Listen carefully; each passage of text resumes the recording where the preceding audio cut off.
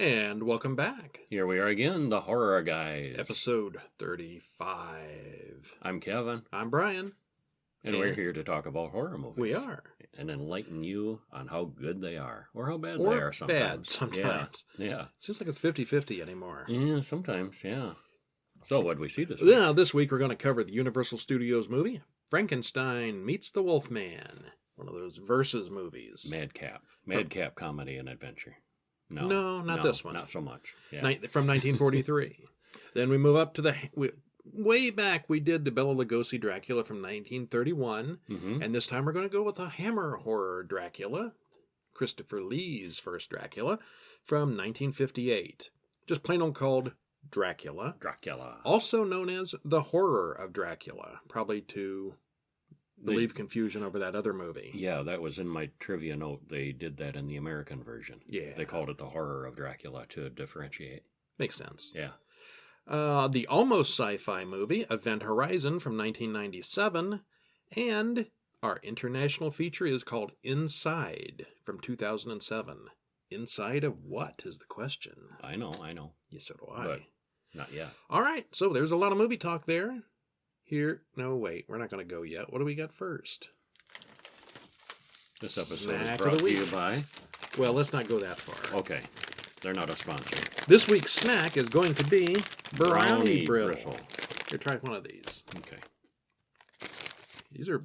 I've had this before in like great big pieces. These are like little squares. It's crunchy. It has chocolate chips. If you like slightly burnt cookies...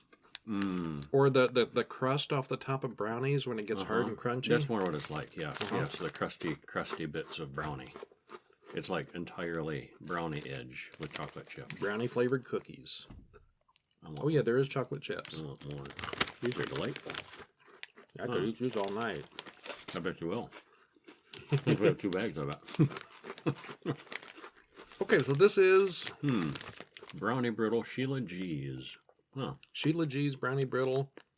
Serving size 1 package, 1 ounce, which is 2 per container. So the whole bag is 240 calories. Now, that's about... a thumbs up. Yeah, I like these. Yeah, that's some good stuff. More of those later. So anyway, movie snacks, Brownie Brittle. Yeah, here we go.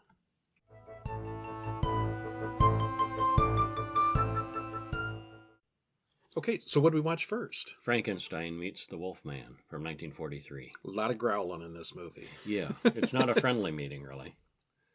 From 1943, directed by Roy William Neal, written by Kurt Siodmak, and stars Lon Chaney Jr., Ilona Massey, and Patrick Knowles. 1 hour, 14 minutes. And Bela Lugosi.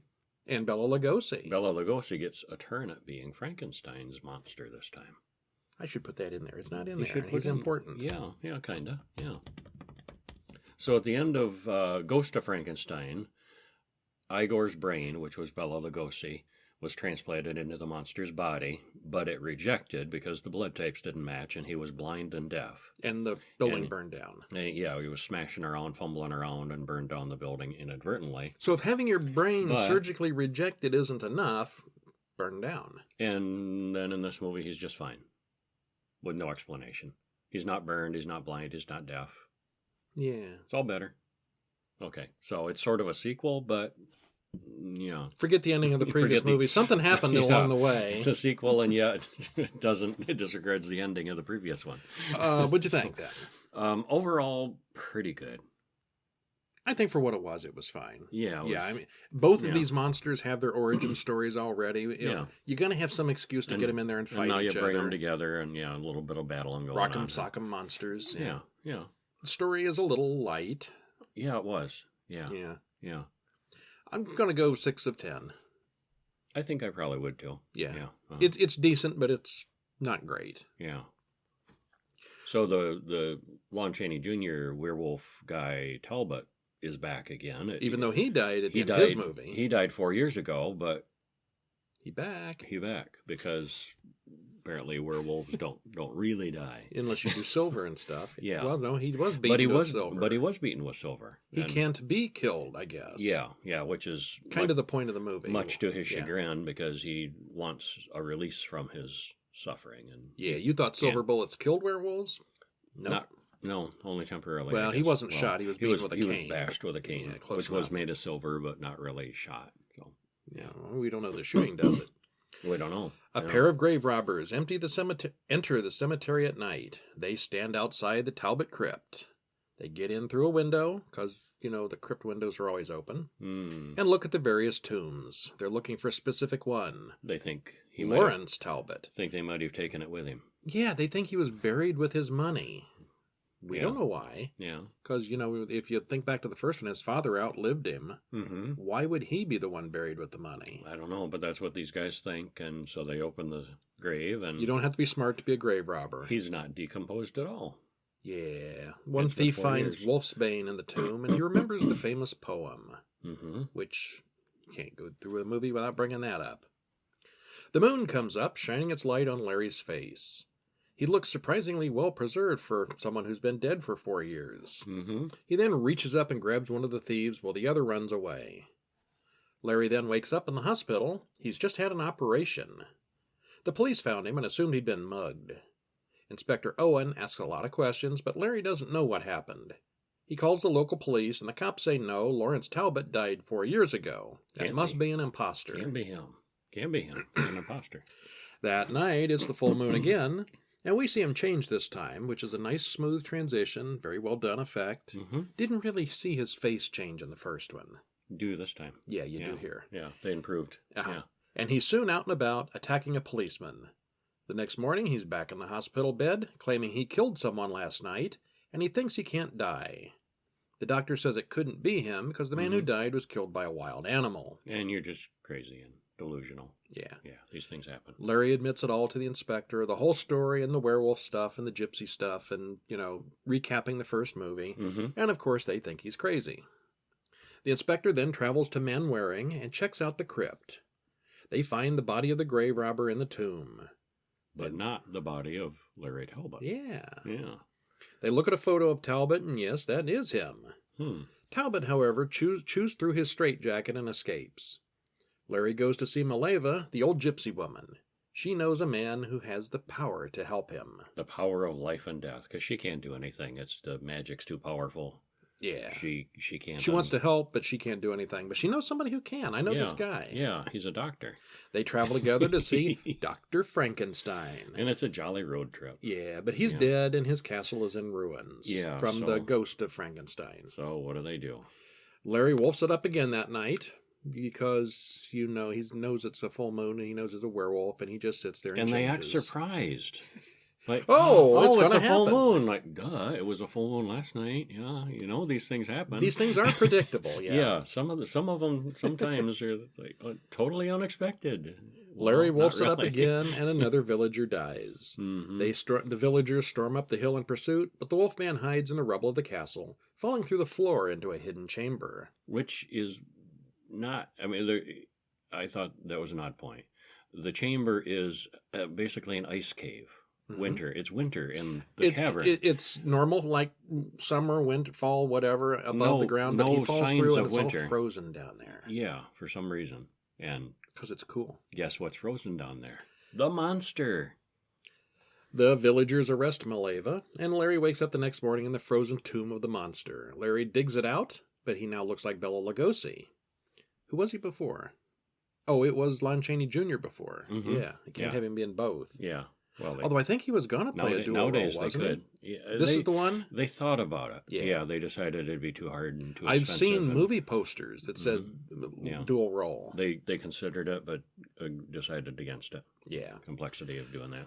Well, with today's technology, they do it a lot easier, and it was pushing the movie technology too much, I guess. Yeah, especially when they're both in the scene together. Yeah. The monster shows Larry to the doctor's vault of secret books, but what he wants isn't there.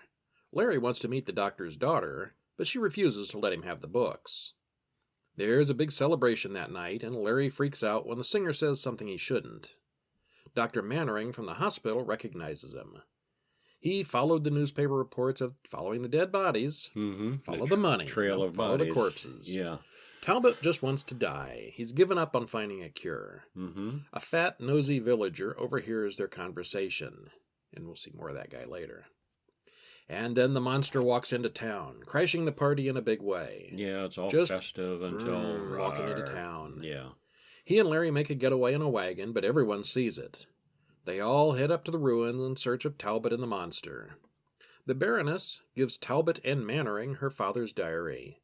They learn the secrets of life, but Larry just wants to die, not live forever. And Mannering thinks that he can do that. He can, in the same way that life was added to the creature, he thinks he can siphon life out of Frank Talbot. Positive and negative. The same principle. Yeah, basically reverse the polarity and hook it through the machines and suck this magical energy that is making Talbot immortal out of him. Dr. Mannering reads the book and starts to repair the machines. I mean, the castle fell down. The machines are ruined. Yeah. But he fixes rubble. them. Yeah.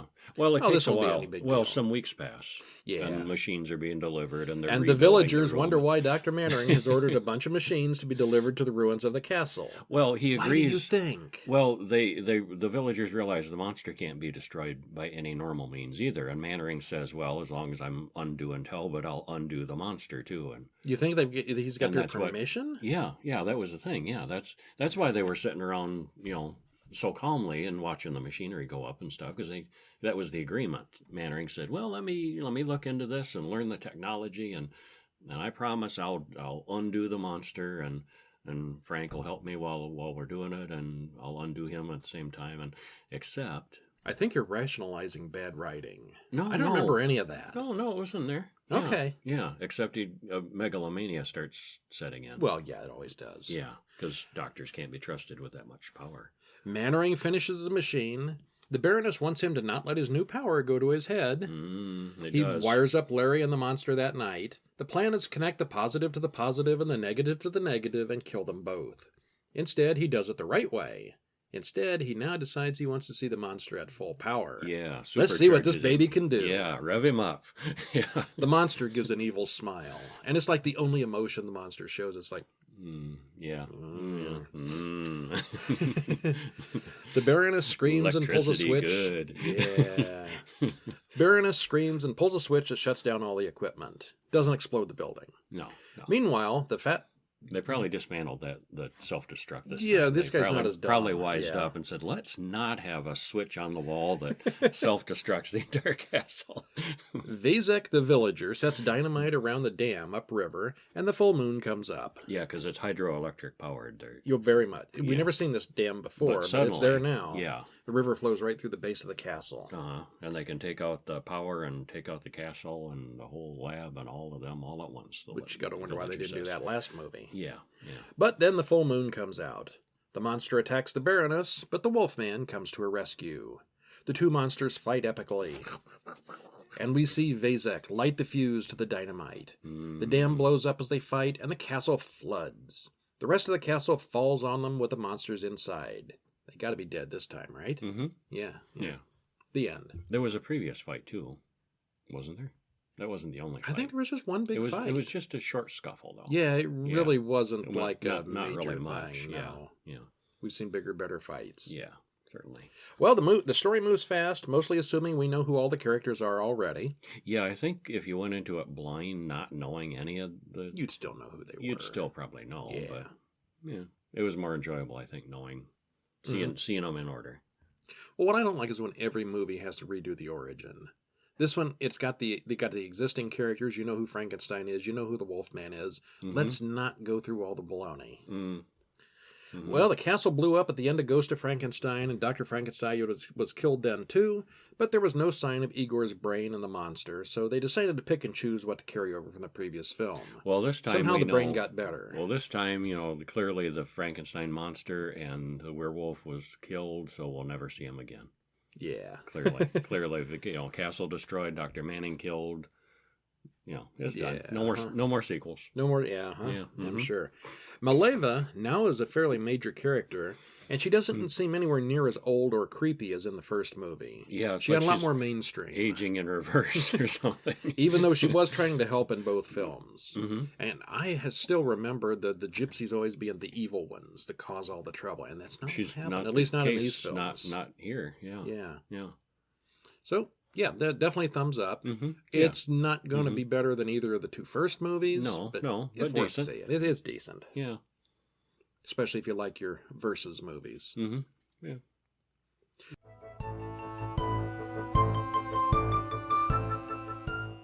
Well, moving forward a few years to 1958, what about that Horror of Dracula? Color. It's in color. It is. Yeah. Well, last week's Curse of Frankenstein was also in color, so Yes. hopefully by now the Hammers are all going to be that way. This is Christopher Lee's first time doing Dracula. Last week, we looked at Christopher Lee's first time doing Frankenstein. He's going to cover them all. And Because guess what's coming up in a couple weeks? What? He does The Mummy. Peter Cushing was actually top billed, and he doesn't turn up until 25 minutes into the movie. Yeah. Yeah. Well, Christopher Lee doesn't have that much to do here either. It's mostly the side characters. Yeah, kind of. Yeah. Directed, thumbs up, thumbs down? Thumbs up. Yeah. I'm going to go with a... Not the best. 6 or 7 out of 10. A spoiler that I know that I like some of the later Draculas better. Yeah. His later Draculas. Yeah, this has some problems. This wasn't my favorite, but we don't know that yet because we officially haven't reviewed those yet. Of course, he dies at the end, and you never see a Dracula again. Oh yeah, just like Frankenstein's monster dies every time in the movie. This has some good stuff. I mean, it's kind of the same story as the Bela Lugosi Dracula, but it's kind of been updated a little bit. Yeah, A lot of the same characters. A couple of them are missing. Mm-hmm. Yeah, I definitely think the first one is better because the first one kind of follows. Well, neither one follows the Bela Lugosi Dracula? The book too closely. Yeah, Bela Lugosi. Yeah. Directed by Terrence Fisher, written by Jimmy Sangster, stars Peter Cushing, Christopher Lee, and Michael Gouge? I don't know. The butler in one of the Batman Michael movies. Go. Yeah, I think it's probably Go. 1 hour, 22 minutes. Mm-hmm. Jonathan Harker arrives at Dracula's castle. Yep, saw that coming. Yep. No one is there to meet him, but he gets a letter saying to make himself at home. A girl comes into the room and asks for his help. Because it's during the day. It is during the day. Yeah.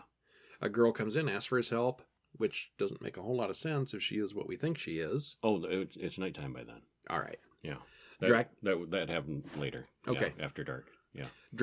She says Dracula is holding her prisoner there, and she runs away when Dracula shows up. Mm-hmm.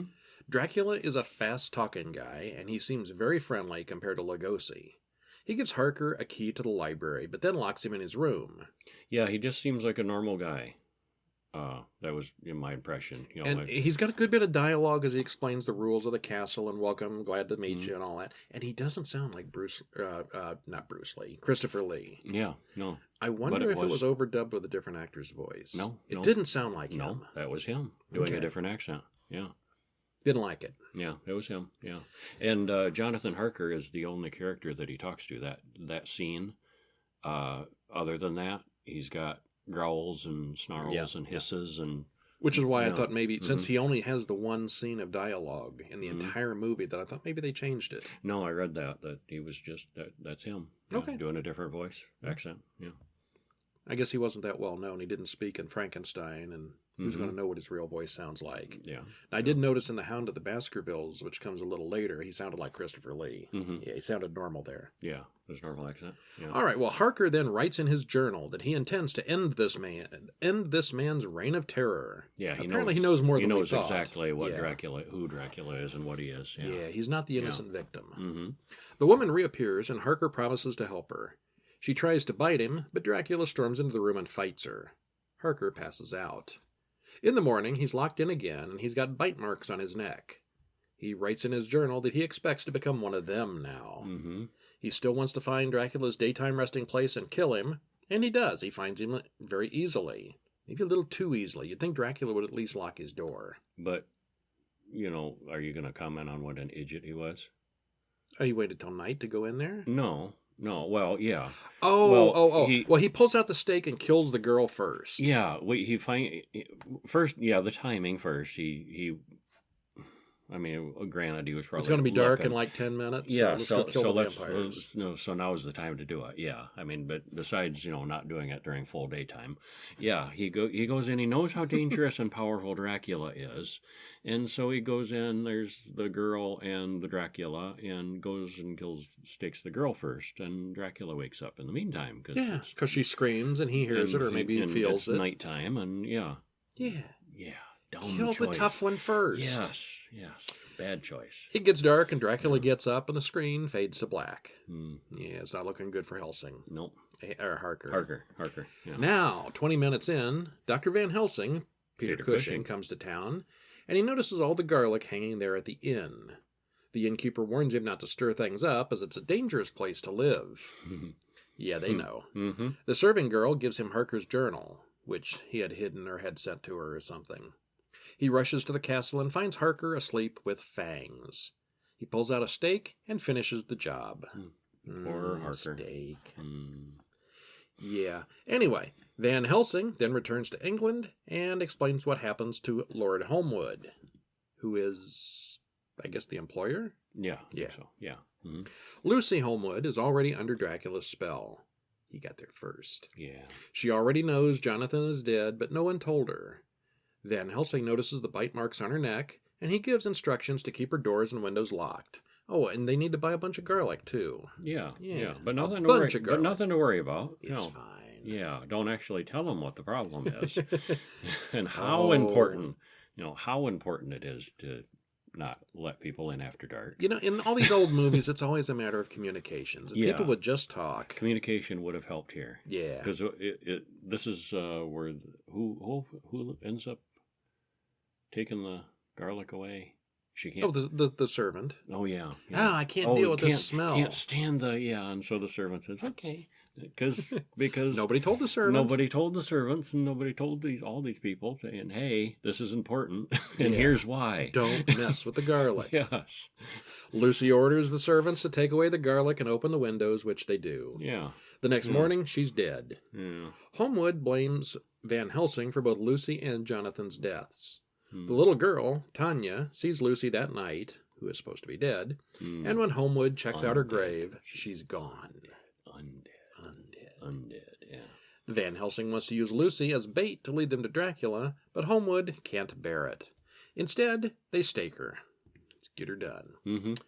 Van Helsing and Holmwood do a little detective work and they track down Dracula. A message arrives for Mina to go to the very same address that night. Mina comes home happy, and the Undertaker's office is abandoned when the men get there. Mm-hmm. They thought he was hiding out at the Undertaker's, or the morgue, or whatever you call it then. Mm-hmm. Holmwood gives her a cross, and it burns her hand. While the two men are patrolling outside, Dracula is inside with Mina. Later, they give Mina a blood transfusion. Mm-hmm. They hear from the servant that she was told to never go in the cellar. They looked everywhere for Dracula. Didn't think of looking in the cellar. The maid just says, well, Mina said never to go in the cellar anymore. And does they're that mean like, anything? Pretty much. He got inside, and they were watching all the doors and went, how'd he get inside? Oh, he was there in the house all along. He was in there all the time. Yeah. The two men rush downstairs, but Dracula flees past them, grabs Mina, and heads back to his castle. He needs his native soil, and that's the only place he can get it. Oh, he took a little with him in the casket. Yeah, he brought a box with him. Yeah. Mm-hmm. Dracula digs a grave and tries to bury Mina. Van Helsing chases him into the castle, and they fight. Van Helsing then pulls down the curtains, flooding the room with sunlight, and Dracula crumbles to ash. The end. Yeah. No more Dracula. Ever. Yeah, that's the last one. Maybe it was a conversion thing, but Dracula's voice didn't sound anything like Christopher Lee's voice. Vampires cannot change shape, but Dracula may very well be 500 or 600 years old, we're told in this one. Mm-hmm. The vampire must rest in his native soil. So these are rules that and didn't the really cross come up thing, too much in the cross old thing movies. and the garlic thing. Cross and garlic and soil. And Yeah, not a shapeshifter, But though. Vampires can't change shape. So New rules. Not in this one. It's got good production values and suspense, but the music is a little overbearing and loud at times. Yeah. Dun, dun, dun! Yeah, kind of a bad audio mix. Yeah. The story takes a lot of major liberties with the Bram Stoker story, but all the main characters are there. There's no Renfield. No Renfield. Not in this one. But it's by far not the worst version of Dracula I've seen, but it is starting to look a little dated. It's looking a little old. Yeah, this one I thought did. Yeah. I mean, the 1931 version took place, I don't know, sometime in the past, in the 1800s. Mm-hmm. And so did this one. But this one just looks a little more obsolete. Yeah. Yeah, the other one was a lot more classic. Yeah. Yeah. Less classic. Yeah. Yeah. Okay, we'll go with that. Yeah. Yeah.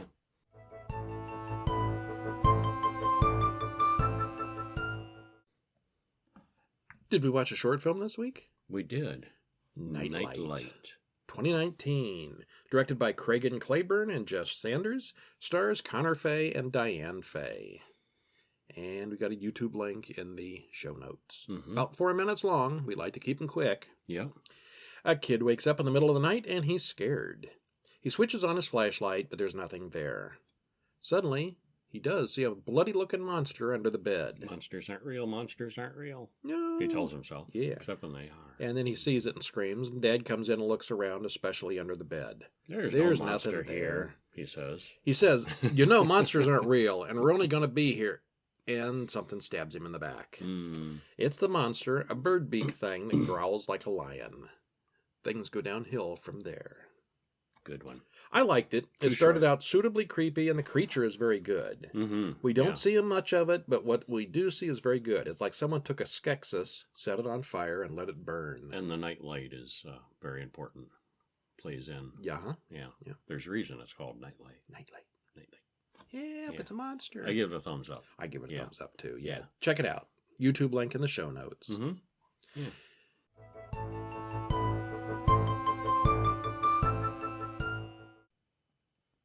Okay, so Nightlight. We like that. We did. Are you afraid of the dark? No. Would you be in space? In space, no one can hear you scream. Wrong movie. Oh, wrong movie. wrong alien horror movie. All right, yeah. This time we're going to look at Event Horizon for our modern-ish horror movie from 1997. This doesn't really have aliens, though. I'm No, incorrect saying no. alien horror movie. I think that's one of the reasons I hated it so much before. Because you were expecting aliens. I was or expecting something. aliens. Mm-hmm. Directed by Paul W.S. Anderson, written by Philip Eisner, stars Lawrence Fishburne, Sam Neill, and Kathleen Quinlan, hour and 36 minutes. And I said last week that we were going to watch this, and that I've hated this movie for decades. And I loved it the first time I saw it. This was the second time I saw it. They advertised it on, I don't know, TV commercials and stuff, 97, before the internet was, they wasn't before the internet, but Primitive. TV It was a ads. primitive internet. I was expecting a science fiction movie where this thing goes to another universe or something like that, and weird stuff happens, and monsters and aliens. And No. Not quite like that, no. if you look at the science of this movie, it's pure crap. It's pure made-up crap. It's fantasy stuff. And as a science fiction movie, I absolutely detest this movie. Now, this week, though, going back to the movie again, looking at it purely as a horror movie, leaving the sci-fi out of it, I think it's actually pretty good. I have reversed my opinion. The science is a bit of a stretch. Leave the nonsense out of it. Not totally. They go to this place insane. and they run into these hell monsters and bad things happen. As a horror movie, it's fine. Just don't try to logic it out with science. I can try a little bit. Yes, there may be some weird monsters in other dimensions that do some bad things. Well, part of the problem was it's way ahead of technologically. Well, Because they give like a brief synopsis of we're told that in 2015, Yeah, the first manned colony is founded on the moon. the first permanent moon base In 2015. 2032. So we're already behind. We're 4 years behind already Yeah. on that. They were being a little overly optimistic. Yeah. In 2032, mining operations begin on Mars. In 2040, the ship Event Horizon disappears beyond the planet Neptune. This movie takes place in 2047. They were experimenting with a new kind of engine. Yeah. But yeah, you're right on the time. A lot of these movies are Yeah. either way too optimistic or way too pessimistic. So 100 years from now, the technology, let's just say there couldn't be an Event Horizon ship. They figure out how to fold. Oh, I'm sure in 100 years they'll be able to travel to Neptune. That's no big thing. Yeah. But the weird thing is this whole dimensional folding thing. And Well, I don't know, maybe somebody's working on that right now. It's theories, and Yeah. it's based on scientific theories, and as the eyes roll. I saw that. They rolled right around your head. Yeah. Dr. Weir wakes up and looks out the window. He's on a huge space station orbiting the Earth. He's told to report to the Lewis and Clark ship, a search and rescue craft on a top-secret mission. He gets walked through the procedures for using the grav couch, and 56 days later they arrive at their destination. Weir wakes up and thinks he hears voices, but he's the only one who's awake. And just to clarify, the grav couch is like a suspended animation thing. Yeah, they sleep all the way there. It's a floating tank that protects them from the extreme G-forces. Which is a scientific, they've messed with that for real, yeah. Yeah. Then they actually wake him up. The thing he just experienced was all a dream. Mm-hmm. We then meet the crew and listen as Weir briefs them on their mission. They've found the lost ship Event Horizon, and their job is to recover it and find out where it's been for the last 7 years. It just popped right back where it disappeared. The Event Horizon was created to travel faster than light through a dimensional gateway, and they want to know what happened. He's the one who built the gravity drive, and they were just ready to test the engines and then just disappeared. They have a recording of a bunch of noise and screaming, except for a little bit of Latin. Yeah, he wasn't on the ship. He designed it and built the engine, designed the ship, but he actually wasn't there for the test. If anybody can figure out what happened, they figure it'll be him. Mm-hmm. They just about run into the ship, hidden within Neptune's clouds, but it seems intact. And you know what? It was a dark and stormy night. It was, because they go into thunder and lightning, and it's very dark. Yeah, they're in Uranus's upper atmosphere, and it's a dark and stormy night there. Yeah, perfect for a horror movie. The captain asks why there are explosives built in all over the deck, and Weir explains that the ship can be split into two in an emergency. Yeah, the people are at this end, and the engine is at this end, and there's kind of a tube connecting them. Yeah, with explosives. They in the middle. In the worst case scenario, they could separate from that engine. Apparently, they didn't though. Yeah, no, yeah. They find a bot. The ship is intact, and the ship is huge compared to their rescue ship much bigger, too. It's much bigger. They find a body, and then they restore power to the ship. The gravity drive powers up, and Justin, the engineer, gets sucked into it. Mm-hmm. There's a major explosion on the Lewis and Clark. They all have to evacuate to the Event Horizon. It released a powerful electromagnetic wave. The engine core did something. Yeah, let out a burp. And you can see the shock wave going, and as it goes through their ship, it blows everything, and all the circuitry and hull damage and all kinds of mess. They restore gravity and start repairing. They only have enough air for about 20 hours, and then they find some kind of blood-like biological glop spread all over the walls. Justin comes out of the drive, and he seems comatose. Weir explains that the ship creates a black hole and uses its immense power to bend space-time. And he's got this little thing where he takes a piece of paper and he folds it over and says, that's the quickest way through. Yeah, you just go instead of going from point A to point B, you bring point A and B together, go through the portal, and then unfold it, and there you are. Yeah, it's a really good little graphic demonstration. It works well. Mm-hmm. Yeah. Weir insists that the gateway cannot open by itself, but Cooper insists that's what he saw happen to Justin. Mm-hmm. The doctor hallucinates her son, but he's not real. Weir crawls into a little tunnel to repair a burnout, and when the lights goes out, he sees his dead wife with no eyes. The captain sees a burning man come up out of the pit around the core. So they're all having trippy hallucinations, except they don't seem to be hallucinations. They seem to be physically real. Physically, the one guy, he could feel the heat off the burning man. Mm-hmm. The pilot, Smith, yells at Weir, "Did you break all the laws of physics and you didn't think there'd be a price?" There's always one. Yeah, well, there are things man was not meant to know. That's right, yeah. And he attacks Weir. Stark thinks the ship is alive and the visions are a sort of defense mechanism, but the captain doesn't accept that. Justin gets in the airlock without a suit. It shows you things. Horrible things. Yeah, he woke up. Yeah. And just kind of walked out of sickbay and straight to a airlock. Yeah. He hits the button and then the real Justin wakes up. And then he panics and freaks and cries for 30 seconds while the countdown goes and the door opens. Why would you put a 30-second countdown with no override, no off switch, no way of canceling it? Once you hit that button, the door's going to open, but you got 30 seconds. And you can't undo it. Yeah. Yeah. Worst design ever. Plot device. Yeah. Very bad design to do that. Yeah. They bring him back in and put him in stasis, and they now have 4 hours of oxygen left. Because the captain and one of the other guys are outside, and the captain zooms in and he gets shot out into space, but not for long. And the captain pushes him back in the airlock and goes back inside with him. And he's hurt, but not dead. Weir says he doesn't know where the ship has been for 7 years. The captain thinks the ship gets inside your head and shows you things that it knows will scare you. DJ thinks the ship has gone beyond this universe. It's been outside reality. The recording said, in Latin, Save yourselves from hell.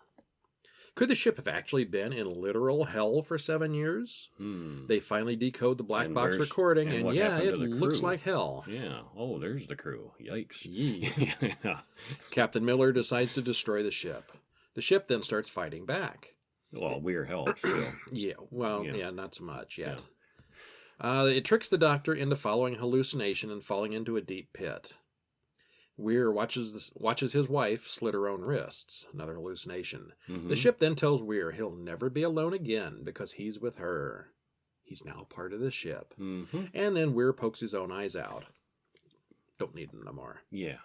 Smith now sees Weir on the Clark, and Miller notices the explosives are missing. Well, just one of them. Yeah. Yeah. And it's too late. The ship explodes, killing Smith and Cooper and leaving everyone else stranded on the event horizon. No, they're on the event horizon. Yeah, nowhere else to go. Nowhere else to go, yeah. Weir kills DJ. Captain Miller finds Stark. Weir explains that the ship has crossed over to a dimension of pure chaos, and now she's alive. He set the gravity drive to activate in 10 minutes. Again with the timers. Yep. Cooper makes it back somehow. He got shot way off into space, but he came back. Oh, yeah, when the other ship blew up. Yeah, he was outside, got blown away. Yeah. But returns. He found a way. Cooper makes it back, but Weir blows him off the ship again. Weir is sucked out into the void. But Miller pulls himself and Stark through a door. Cooper then comes back in through an airlock. This guy is hard to kill. Yeah, he's a tough guy. He's had a hard day. He's had a hard day. Yeah. Miller wants to split the ship and get away from the core and fly home. They need to hurry, as the core is going to activate in a matter of minutes. Weir is back somehow, and he confronts Miller. He shows Miller scenes that look like they came straight out of Hellraiser. Miller detonates the explosives, splitting off the two halves of the ship. The core activates and takes the rear half of the ship with it. Cooper and Stark watch from the front half. So 72 days later, they're rescued. The captain and Weir. Well, Weir, he's all gleeful, like, the ship won't let me leave. I'm part of the ship now. He gets what he wanted. Yeah. And it's a really good-looking science fiction movie. The sets, effects, and acting are all excellent. For 22 years, I've hated this as a really bad sci-fi movie, but looking at it from a horror perspective, it's actually very good. It really is like Hellraiser in space. Yes. None of the science makes any real sense, and that's always been my major gripe with it. But if you just take it from what is said without too much thought, it works well from that point of view. It really did go to hell, another dimension. These alien things happen. The ship really is alive, and it's doing all this evil stuff. Don't expect aliens. Don't expect more explanation than that. Yeah, the ship itself is alive. Yeah. Comes back as a... I will go with either a 1 or an 8 for this one. I give it a 9. I like it. All right. Yeah. It was good. And very Hellraiser in the, the hellish images and the Cenobite kind of things from Hellraiser. Very reminiscent of that. And and the drive itself, too, makes you think of the box.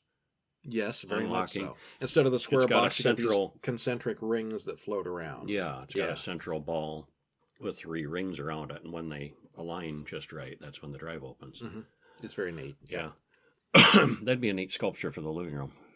You need a really big living room. But got to be full size. Yeah. One of those and the cube, and somebody needs to have like a triangle one in the next movie. Yeah.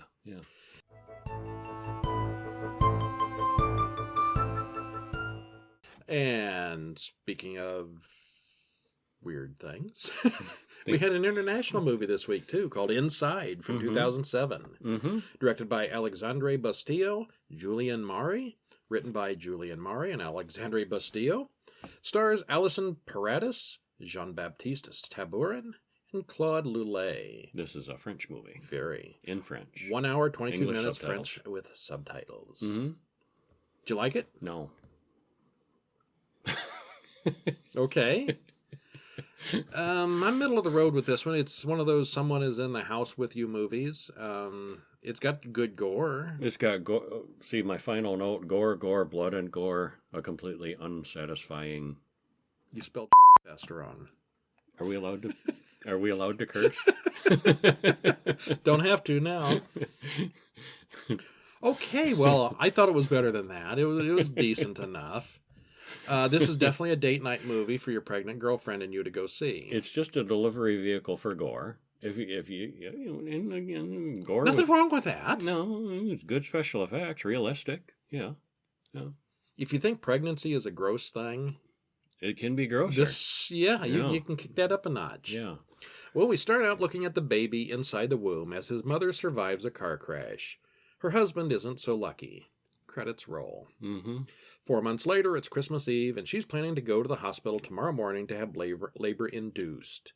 She meets up with her boss in the park. He's a newspaper editor, and he mentions that there's something going on downtown and there are riots and burning cars, but he doesn't have anyone available to report on those incidents. He'll be the one to drive Sarah to the hospital in the morning, and she returns home to an empty house, waiting for the morning to come. Baby's coming on Christmas Day. And she's still single.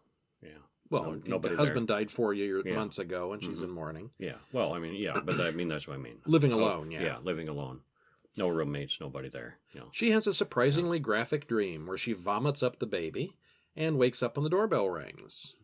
Yeah, the baby. Yeah. Mm-hmm. And there's a lady out there who wants to make a phone call for help. Sarah says no, and the woman calls her by name and says she knows her husband is dead. Sarah threatens to call the police, and the woman goes away. Oh, no, she doesn't. No. The power goes out, and she threatens to break in the door. Mm-hmm. Sarah then calls the police. Sarah grabs her camera and starts taking flash photos of the woman outside. The police arrive and search the area, but she's gone. They promise the police promise to check in again later. Mm-hmm. In the next scene, we see that the woman is actually inside the house. Sarah goes to sleep, and the woman comes into the bedroom. The woman gathers supplies in the bathroom, and it looks like she's planning to cut the baby out of Sarah's belly with scissors. Snip, snip. At the first cut, she actually sticks it in there. Mm-hmm. Sarah wakes up and they fight. Sarah locks herself in the bathroom where she finds she has a big messy cut on her face and her water has just broken. That baby's coming soon. Mm-hmm. But she's covered in blood because they were both stabbing each other with the scissors and fingernails and clawing, and it was quite a battle. Yeah. Sarah's boss arrives to drive Sarah to the hospital, and he has a key. He runs into the crazy lady and introduces himself. He assumes that the woman is Sarah's mother. That's what she tells him. Yeah. Yeah. She goes along with that. Oh, yeah. Oh, no, I'll take her to the hospital. It's fine. Yeah. She's my daughter. Yeah. And then the doorbell rings, and it's Sarah's real mother shows up. Oops. Awkward. Yeah. The real mother then storms upstairs to the bathroom, and Sarah stabs her in the neck, killing her. Not realizing. Couldn't look first. No. The crazy lady then stabs the boss, and it's back to the two of them. Mm-hmm. And this is all very messy. Yes, very There's bloody. more screaming and stabbing Bloody through the almost closed bloody bathroom and door. spurty and woundy and yeah. Yeah, it's messy. And the bathroom door seems to alternate between being like fortress solid and flimsy enough to stab through with a piece of broken mirror. I was bothered by that. Yeah. When, Plot points. when the bad lady is trying to break in, she can't, and yet she ends up locking Sarah in by jamming the door on the outside. So Sarah, she has a broken piece of mirror and is able to stab through the door with just that. True. It was a little inconsistent there. Yeah. How tough the door was. The police return for a midnight check-in. She answers the door and pretends to be Sarah. Crazy lady. Mm-hmm. There's different cops, and they almost fall for it, Except but then they she's notice not she's not pregnant. Mm-hmm. Crazy lady then stabs the cop who is arresting her, and then goes after the other one with a policeman's gun. The third cop comes in with an already apprehended criminal in tow. Because you can't leave him in the car. That didn't seem terribly realistic to me. Wouldn't you just call for backup at that point? Yeah, sure. Seems like you would, yes. Go into the house chained to a criminal that's likely to stab you in the back. When you know that the other two cops have run into trouble inside. Yeah, that's just dumb. Yeah. The power goes out again, and the cop and criminal duo go to look for the breaker box. She kills them both apparently kills them both with a pair of scissors in the dark. Sarah bites the woman in the face and makes her way downstairs. The woman hits Sarah in the head with a toaster, bonk, which nearly knocks her out, but Sarah turns the tables with a flaming can of cooking spray. That's always a good thing. Yeah. Very effective. Sarah then gives herself a tracheotomy with a knitting needle and duct tapes it to stop the bleeding when she's done. And I completely don't know why she did that. That's not how that works. Because she was choking. I know it's not how it works, but why do it? She was choking on blood. She couldn't breathe. Then spit the blood out. I mean, Yeah, sticking it a hole was- in it your throat wasn't- is not going to help It wasn't that. how a trach works or why you'd need a trach. It was just bad medical. Yeah. Yeah, not at all right. Yeah.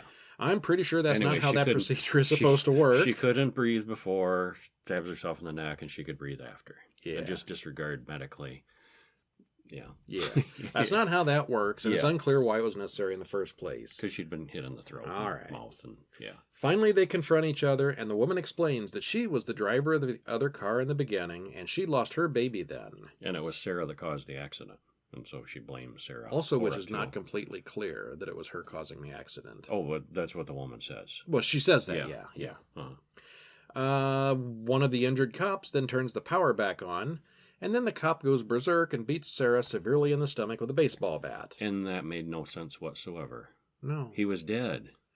And at this point, I I'm jumped to the thinking, conclusion... It's a zombie apocalypse. That's Yes. what's going on downtown. because with the guy riots had and mentioned stuff. riots downtown, and I'm like, oh, it's a zombie apocalypse. They're all going to get up and turn on these people. But no, That's not it. The No. bad lady just kind of stabs the cop in the side. That and he would have been keels over so again. much better of a twist, though. Oh, it would have been. Yeah, it would have. Yeah. And then it becomes a zombie movie that far in. That would have been neat. And then it wasn't. And, Yeah. And I kind of hated it.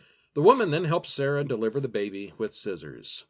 The stairs literally run red with blood. Sarah dies, and the crazy woman sits in the rocker and rocks the baby. Mhm. The end. This is really gory and tense, with some awesome special effects. Various scenes of carnage are interspersed with a point of view from the in utero baby, and it looks really uncomfortable to be inside Sarah. Mhm. I'm not quite clear on why the cop, or maybe it was the criminal, attacked Sarah. For a Oh, moment, that I was thought the it was a cop. zombie, which would have been a neat twist considering all the talk of riots downtown. In the end, it was all very disappointing. So, yeah, not your best date movie. No, not the best movie at all. Yeah. It just didn't do it for me. I didn't like it. I was not bored. I was entertained throughout. I wouldn't call it bored. I was But just unsatisfied. It's not good. Yeah. Yeah. I'd give it a. And the big logical thing at the end that made no sense. I'd only give it a 2, I think. Overall. Yeah. What did I say earlier? Did I say higher? I don't think I did. I think you gave it a thumbs up. But you implied a thumbs up, but I don't think you. I didn't hate it, but I'll go 4 or 5. Okay. Yeah. Yeah. And that's our show. It is. Thanks for joining us. Stop in during the week at horrorguys.com for news and horror updates, comment on the podcast, or to contact us. Get your snacks and get ready for next week because we'll be watching the Universal horror flick Phantom of the Opera from 43. Mm-hmm. We watched the 1920 silent one way back when. And this is a color remake with sound. Yeah. Yeah. Hopefully that'll be better. Maybe. The Hammer horror classic, Hound of the Baskervilles, which I mentioned earlier from 59. And kind of horror. Well, it's definitely horror. There's a big scary thing at the end. Yeah, ghosts. The new movie Godzilla, King of the Monsters from 2019. And our international feature Uzumaki or Spiral from 2007. Uzumaki. Uzumaki. Give those... Spiral. Yeah. Give those a watch this week and see if your opinion matches ours.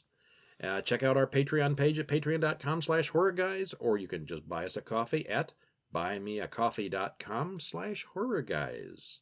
I'm Brian. I'm Kevin. And we'll see you next week. See ya. Brownie Brittle. Brownie Brittle.